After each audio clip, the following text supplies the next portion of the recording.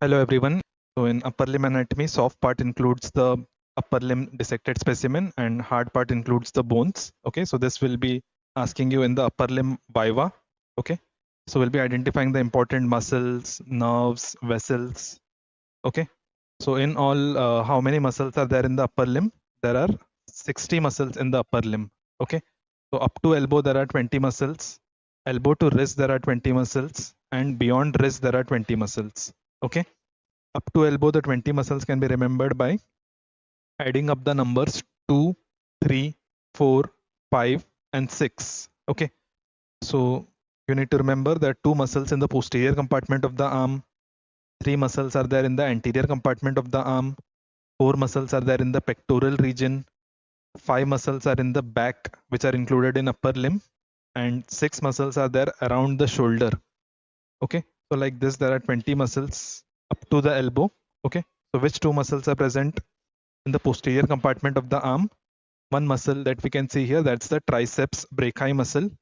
Okay, so one is the triceps brachii muscle here, and one more muscle is deep to triceps brachii. That muscle is called as articularis cubitii muscle. Okay, both triceps and articularis cubitii are supplied by radial nerve. Okay, in the lower limb, you know one muscle that is called as articularis genu. Okay, the corresponding muscle in upper limb is called as articularis cubitii. The word cubitus refers to the elbow. Okay, 3 muscles in the anterior compartment of the arm. This muscle is biceps brachii. The muscle deep to it is brachialis, and this muscle here, that's the coracobrachialis muscle. Okay, so the 3 muscles in the anterior compartment of the arm, and all 3 of them are supplied by this nerve. This nerve is called as musculocutaneous nerve. Okay, this nerve was actually piercing this muscle. Okay, musculocutaneous nerve pierces the coracobrachialis muscle. Okay, all 3 muscles are supplied by musculocutaneous nerve. Okay, biceps brachii is a very important muscle that you should know everything about it. Origin of the muscle is having 2 heads of origin. Okay, short head arises from the coracoid process, long head arises from the supraglenoid tubercle of the scapula. Insertion of biceps brachii, it goes towards the radial tuberosity. Okay, the nerve supply of biceps brachii is musculocutaneous nerve. Action is flexion at the elbow as well as supination. Okay, so ideally all muscles you should be covering under these 4 headings: origin, insertion, nerve supply and actions. Okay, then there are 4 muscles in the pectoral region. So one of them is this is the pectoralis major muscle. A muscle deep to pectoralis major is pectoralis minor muscle.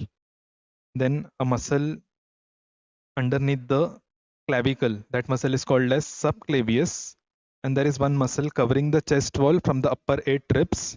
That muscle is seen here. This one is serratus anterior muscle. Okay, it winds around the chest wall, it goes towards the medial border of the scapula. This muscle is serratus anterior.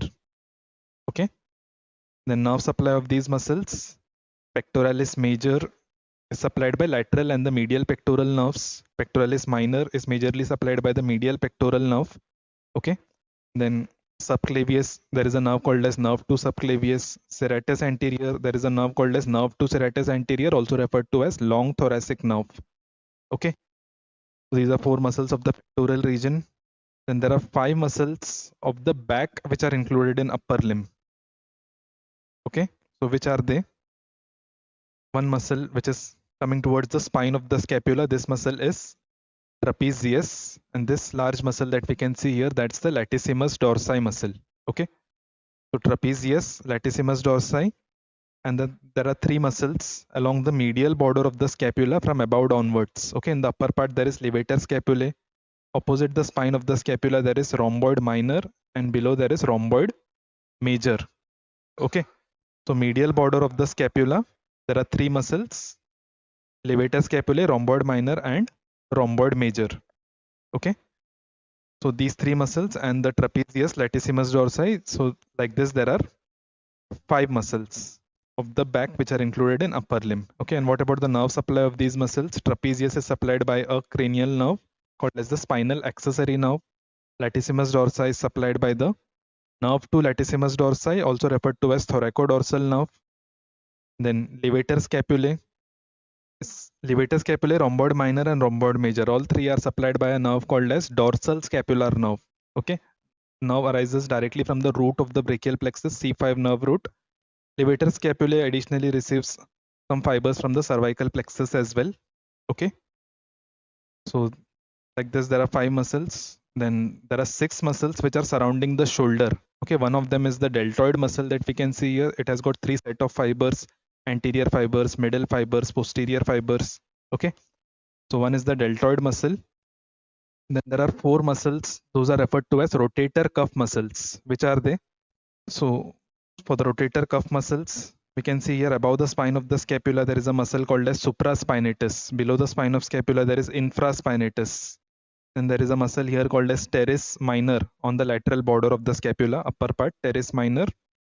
And there is one subscapularis on the anterior aspect of scapula. This one is subscapularis. Okay.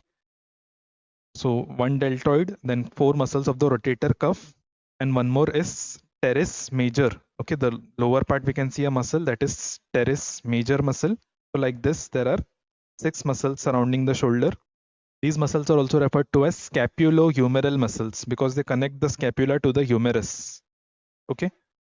And what about nerve supply of these muscles? Deltoid is supplied by a nerve called as axillary nerve. Okay. And axillary nerve supplies one other muscle, which is that it also supplies the teres minor muscle. Okay. So axillary nerve supplies deltoid and teres minor. Then supraspinatus, infraspinatus, they both are supplied by a nerve called as suprascapular nerve. Okay, suprascapular nerve. Then subscapularis, it is supplied by a nerve called as upper and the lower subscapular nerves. Okay, both nerves are the branches from the posterior cord of the brachial plexus. Okay, then this teres major muscle, this is supplied by lower subscapular nerve. Okay, so upper and the lower subscapular nerve supplies the subscapularis, and lower subscapular nerve additionally supplies the teres major muscle. Okay, so like this we have covered 20 muscles up to the elbow. Okay, so identification of these muscles with its nerve supply you should be knowing, and additionally try to read about the origin, insertion, nerve supply and actions. Then let's try to identify the some branches of brachial plexus. Okay, one branch we had identified here, that's the musculocutaneous nerve. I told you it will be piercing this muscle, coracobrachialis. When you trace this nerve behind, this nerve is the lateral cord of the brachial plexus. Okay, and from the lateral cord there is a nerve called as lateral root of median nerve, which continues down as the median nerve. Okay, and when you trace the median nerve up towards the medial side, we can see one more root of the median nerve. This one is the medial root of median nerve. Medial root of median nerve, when you trace up, you will find the medial cord of the brachial plexus. And there is one large branch from the medial cord of the brachial plexus, that is the ulnar nerve. Okay, this one is the ulnar nerve. Okay, so if you see these 3 major nerves, they are forming a M pattern here. Okay, the alphabet M, try to identify the alphabet M in this region. One limb of the M is formed by musculocutaneous nerve. Then there are 2 roots of the median nerve. And then there is ulnar nerve. Okay, so like this, there is the M pattern in the brachial plexus. Okay, and we can see some additional nerves here from the medial cord. This nerve is going towards the forearm, so this would be the medial cutaneous nerve of the forearm, which arises from the medial cord. Okay, and apart from this M pattern, there would be one very thick nerve will be seen that will be going towards the posterior aspect. This nerve is the radial nerve. Okay, it is seen behind this axillary artery. Okay, this artery is axillary artery. Posterior to the axillary artery is the radial nerve. Okay, an axillary artery, it is a continuation of which artery? Yes, the subclavian artery will continue as the axillary artery when it crosses the outer border of the first strip. Okay, an axillary artery will continue as brachial artery at what level? The teres major muscle, which comes here towards the medial lip of the bicipital groove. Okay, when it crosses the lower border of teres major, its name changes as the brachial artery. Okay, an axillary artery has got 3 set of branches. So for that, you should know this muscle. Pectoralis minor muscle divides the axillary artery into 3 parts. The first part of axillary artery is medial to this pectoralis minor. The second part of axillary artery is posterior to the pectoralis minor. The third part of axillary artery is lateral to the pectoralis minor. Okay. First part of axillary artery has got one branch called as superior thoracic artery. Second part of axillary artery has got two branches, superior thoracic and acromiothoracic. And third part of axillary artery has got three branches, the subscapular artery, anterior circumflex humeral and posterior circumflex humeral, out of which the subscapular artery would be seen clearly. It is the largest of all the branches of axillary artery. Okay, this artery which I can see, this is the subscapular artery, a branch from the third part of axillary artery. Okay. So like this, identification of the major nerves and blood vessels are also important in upper limb anatomy. Okay, now let's come in the lower part here. So here, this region is very important. There's a triangular area in front of the elbow that's referred to as cubital fossa. Okay, the word cubitus means elbow. A fossa in front of the elbow is cubital fossa. Okay, let's see the boundaries and the contents of cubital fossa. Laterally, I can see this muscle. This is the brachioradialis muscle. Medially, there is a muscle called as pronator teres muscle. Okay, and base is formed by an imaginary line which extends between the medial epicondyle and the lateral epicondyle of humerus.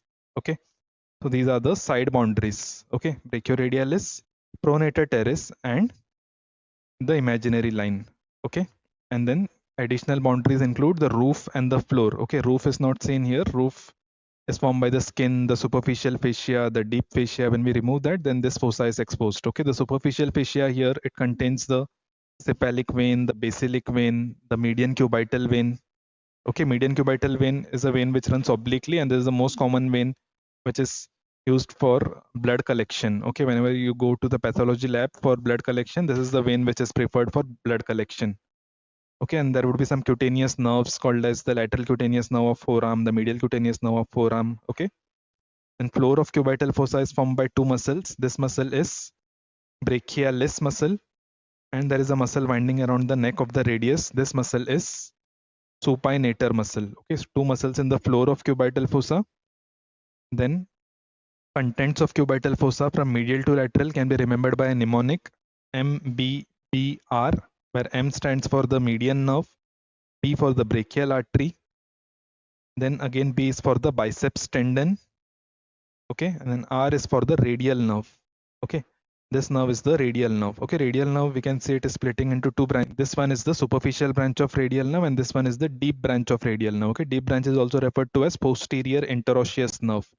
Superficial branch, if I trace down, it will be going along with this artery. This artery is the radial artery. Okay, one of the branch from this brachial artery. Okay, brachial artery actually splits into its two branches. The two terminal branches of brachial artery are radial artery and ulnar artery. Okay, artery going deep here, that's the ulnar artery. Okay, the diameter of the ulnar artery would be more as compared to that of radial artery. Okay, thickness of ulnar artery is more, and ulnar artery is also referred to as artery of the forearm. It supplies the entire forearm through its anterior interosseous artery, posterior interosseous artery. Okay, now coming to the forearm region. In the forearm, like I said, there are 20 muscles. Forearm has got two compartments. Anterior compartment, also referred to as flexor compartment. Posterior compartment, also referred to as extensor compartment. Okay, so in the flexor compartment of the forearm, there are 5 superficial muscles. How to remember the 5 superficial muscles? Supposing this is the right-sided forearm, you can keep your left hand like this, such that the wrist is present at the level of the medial epicondyle, and you can give a muscle name to each of the fingers. Okay, thumb represents the pronator teres muscle. Okay, this one is the pronator teres muscle that we had identified in the boundary of cubital fossa. Index finger, it represents the flexor carpi radialis muscle. Okay, middle finger is the longest finger representing the palmaris longus muscle.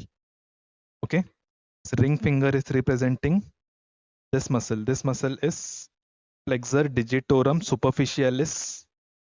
Okay, and the medial most finger is the little finger that represents the flexor carpi ulnaris muscle.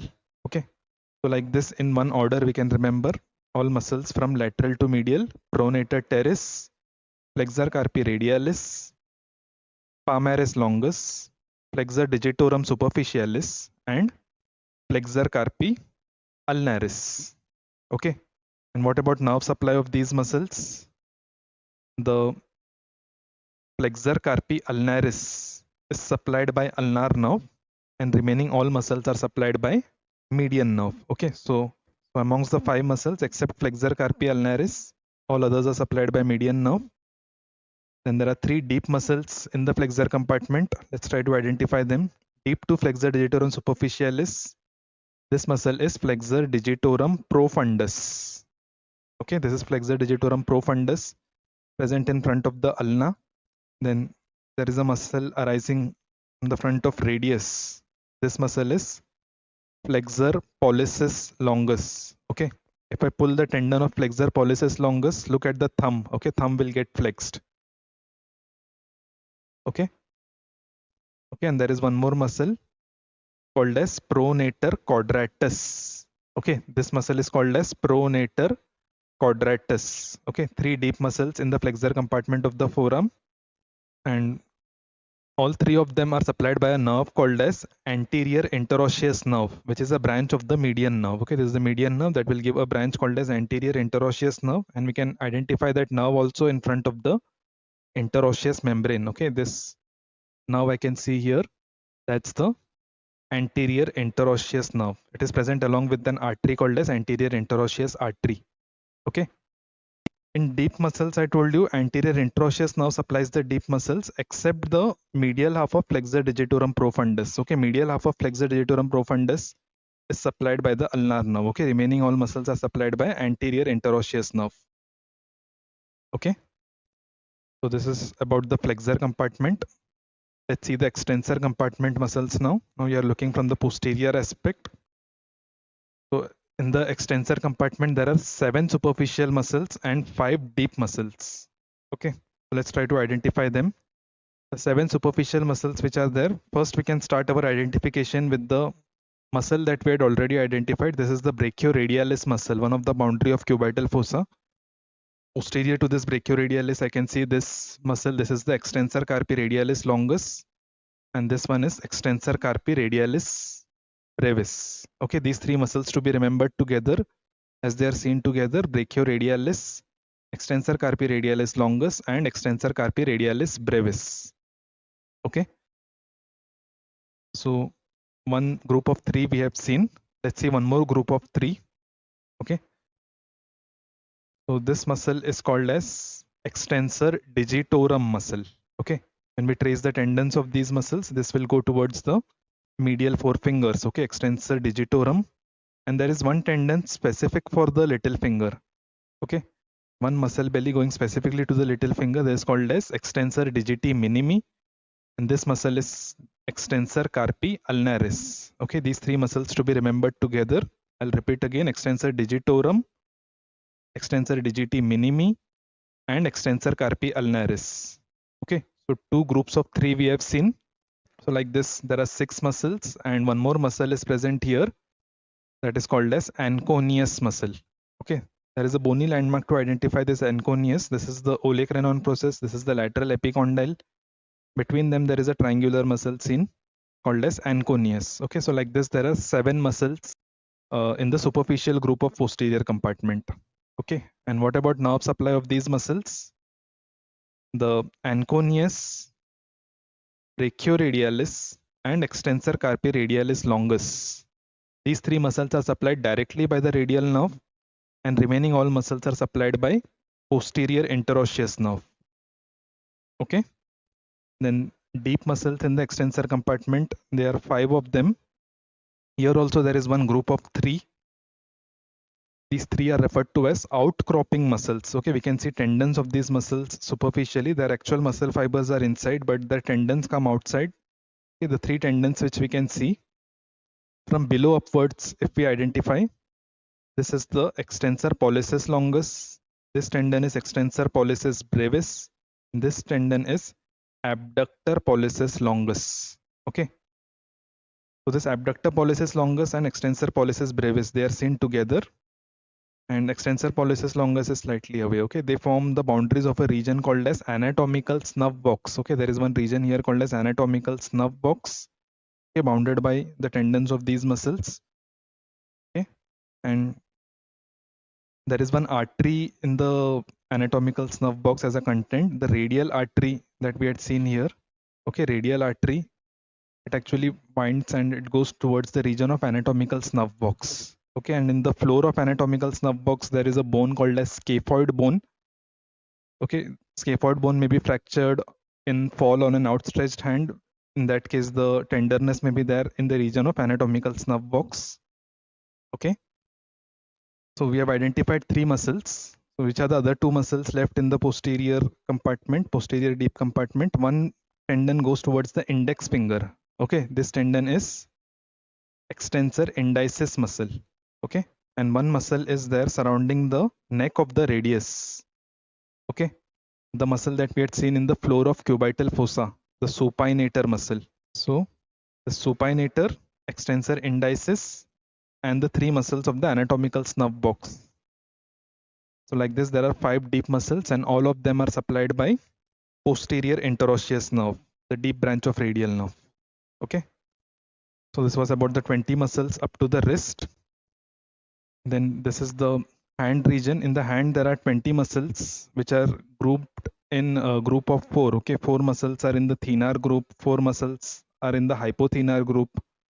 4 muscles are called as lumbricals, which are attached to the tendons of flexor digitorum profundus. Okay, and there are 4 palmar interossei, 4 dorsal interossei. Okay, so for hand region, just try to remember the names of the muscles with its nerve supply. Individual origin insertion we won't be asking. Okay, and we can see some specific arrangement of the tendons here. We can see splitting of one tendon, and one tendon is passing through that split going towards the distal phalanx. Okay, which tendon goes towards the distal phalanx? Is the flexor digitorum profundus. It goes up to the distal phalanx. Okay, and we can see the split here, that is the flexor digitorum superficialis, that will get attached to the middle phalanx. Okay, so and what about the nerve supply of these muscles? Muscles of the hand, most of them are supplied by ulnar nerve. Okay, there are few exceptions that would be supplied by median nerve. Otherwise, all muscles of the hand are supplied by ulnar nerve.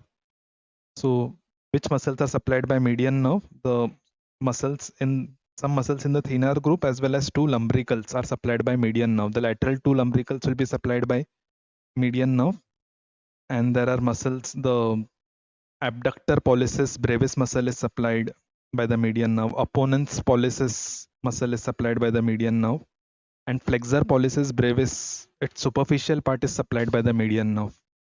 Okay, so like this, 4.5 muscles are supplied by median nerve and remaining all muscles are supplied by the ulnar nerve. Okay, which 4.5? Let's quickly recap. The lateral 2 lumbricals. Okay, this lateral 2 lumbricals nerve supply you can remember with the nerve supply of the flexor digitorum profundus. Lateral half of profundus is supplied by the branch of median nerve. Okay, so that median nerve supplies lateral 2 lumbricals as well, because these lumbricals are attached to the tendons of flexor digitorum profundus. Okay, one lumbrical I can see here, I'll just show you. Okay, this one is a lumbrical muscle and this is the tendon of flexor digitorum profundus. Okay, lateral 2 lumbricals, abductor pollicis brevis, opponens pollicis, and the superficial part of flexor pollicis brevis. These are supplied by median nerve. Remaining all muscles are supplied by ulnar nerve. Okay, so this was about the revision of all the upper limb muscles with identification of important vessels and nerves. Okay, thank you.